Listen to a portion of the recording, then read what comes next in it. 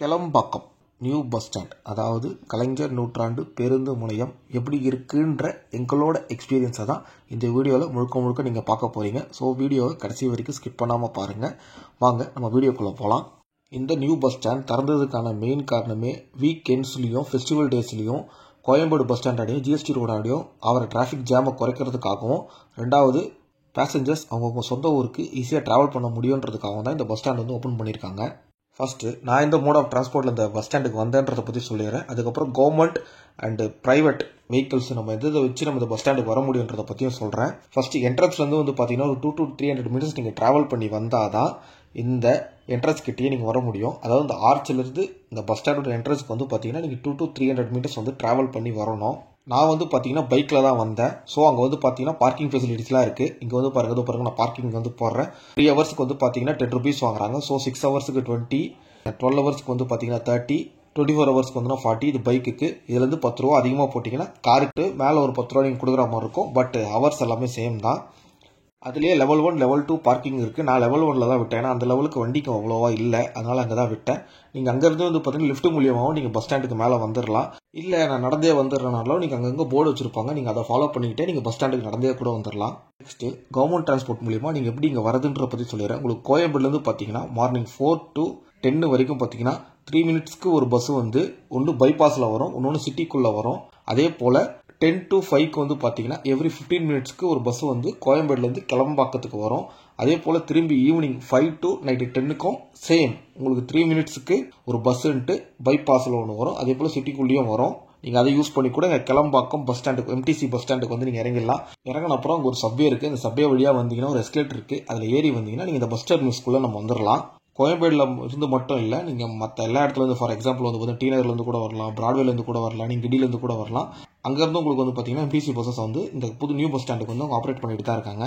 Next உங்களுக்கு nearest railway station பார்த்தீங்கன்னா ஒன்று வண்டலூர், இன்னொன்று வந்து பார்த்தீங்கன்னா ஊரப்பாக்கம்.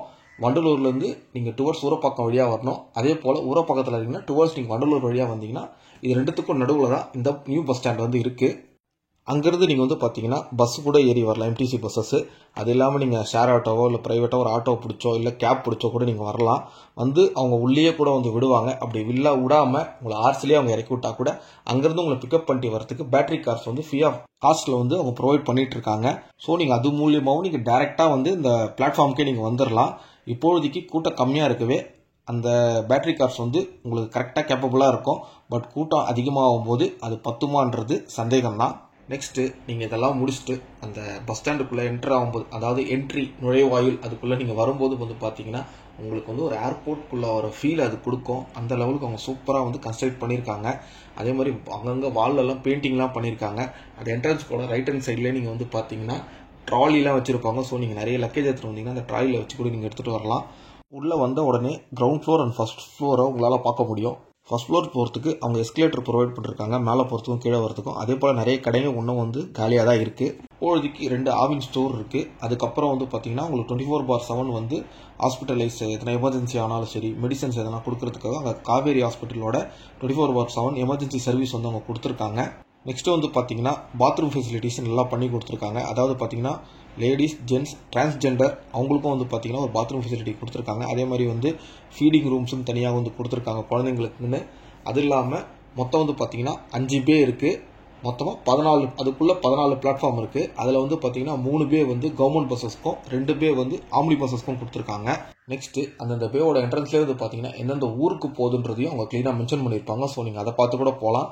அடுத்தது நீங்கள் பார்க்குறது இந்த சார்ஜிங் ஸ்டேஷன் வந்து இதில் வந்து பார்த்தீங்கன்னா 3 டைப் ஆஃப் சார்ஜிங் இது அவங்க பாயிண்ட்ஸ் வந்து கொடுத்துருக்காங்க. என்னென்னு பாருங்கள். ஃபஸ்ட்டு கேபிள், ரெண்டாவது நீங்கள் யூஎஸ்பி சொருவி கூட உங்களோட யூஎஸ்பி ஒயரை சொருவி கூட நீங்கள் ஏற்றிக்கலாம்.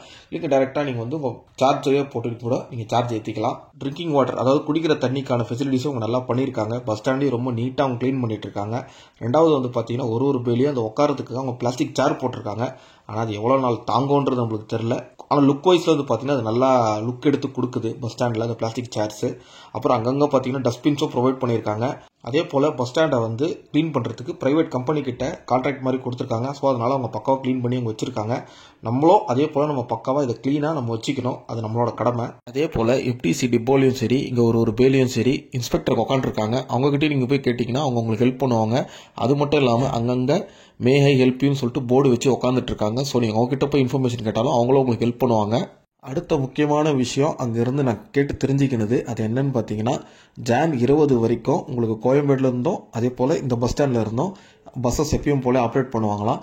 ஆனால் ஜான் 20க்கு அப்புறம் முழுக்க எல்லா சவுத்து போகிற பஸ்ஸஸும் இங்கே இருந்தால் ஆப்ரேட் ஆகுமா. ஸோ உங்கள் ஜேர்னியை அதுக்கேற்ற மாதிரி பிளான் பண்ணி வச்சுக்கோங்க. ஃபைனலாக இந்த வீடியோ பிடிச்சிருந்தா ஒரு லைக்கை போடுங்க. மறக்காமல் சேனலை சப்ஸ்கிரைப் பண்ணி வச்சுக்கோங்க. எப்பயும் போல சப்போர்ட் பண்ணுங்கள். Thank you so much. பாய்.